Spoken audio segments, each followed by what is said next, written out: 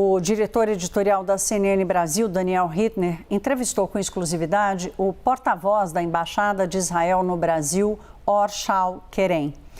O porta-voz detalhou os horrores da ofensiva do Hamas contra os israelenses e apontou o que ele espera para os próximos dias de conflito. Vamos ouvir. We woke up this morning for a horrifying morning of an attack, combined attack by Hamas, based and supported by Iran on the Israel territories. Hamas went by land, sea and air and infiltrated the Israeli towns, villages, killed, murdered,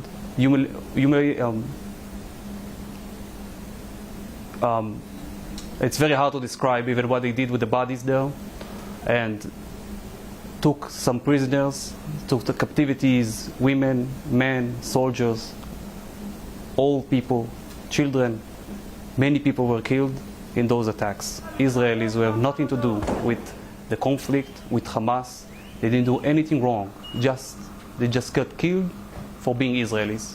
To your question, my personal situation here, it's very uncomfortable. My brother lived next to Gaza and had to flee with his babies and his wife. My other brother, his father's wife, got shot while went to fish in the beach.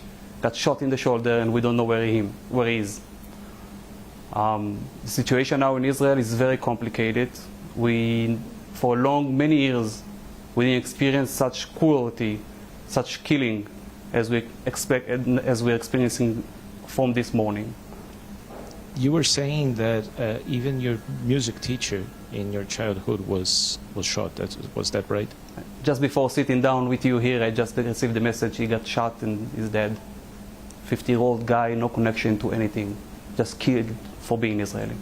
Or it's very difficult for us to understand what happened with security in Israel. You were so prepared. You were always so careful with security. What happened in the end to let the attacks go through?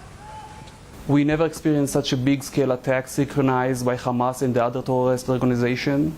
They infiltrate Israel from the fence, from the sea, from the air. The army, although is well prepared, we didn't expect such velocity and cruelty, and we didn't expect such a big attack on civilians on this scale. And they just went inside with cars, vehicles, motorcycles, crossed the borders in many ways, and just went to a killing spree in the villages and towns. Do these attacks that happen today have any precedent in the history of Israel in dealing with Hamas? Not that I recall. It's very hard to explain the feeling when you see your relatives and your loved ones getting murdered in the streets just because they were on the street accidentally. Inside Israel, we're not talking about inside Gaza. We're talking about Hamas infiltrating Israel and murdering people on the street. While we speak now, probably there will be more hostages situations, and we have a lot of points of fighting inside of Israel, not in Gaza, inside of Israel's borders. Prime Minister Bibi Netanyahu said that Israel is already at war. What can we expect in terms of the government's response to those attacks? The first stage, we can expect that the army will clear all the villages and the Israeli towns from Hamas presence. After it, we can expect a big operation in Gaza that will, I hope, prevent for such horrifying images to happen again. Is that a reason for concern for the international community if these operations escalate to a great war? We now declare war. Now, already in the morning, this act of war declared by Hamas on Israel, we have to retaliate. We have to protect the people of Israel. They're getting murdered in the streets. Innocent people getting murdered, kidnapped inside Gaza. Unrelated to the war people, just getting kidnapped to Gaza, used as a bargain chip for the next steps of Hamas. Israel have the right and have to protect itself.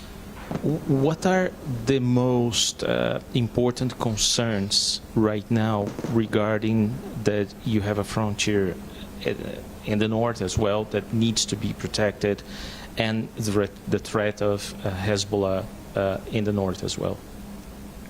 We are fully aware of the threat from the north, and we are well prepared for the threat from the north. We know that Iran is behind the threat and what's going on today in Israel, and we are well prepared for it. And of course, we are concerned and well prepared for it. Or Brazil heads the Security Council in the United Nations. What kind of response and support from the Security Council you are expecting in this moment? We expect full support in Israeli action to defend itself. Full support from our partners, full support from the countries neighboring us. This day is a historic day of unimaginable violence against Israelis. It's very hard to describe the images that come out from there. Families getting murdered on the streets. We expect full support to the Israeli policy to defend itself.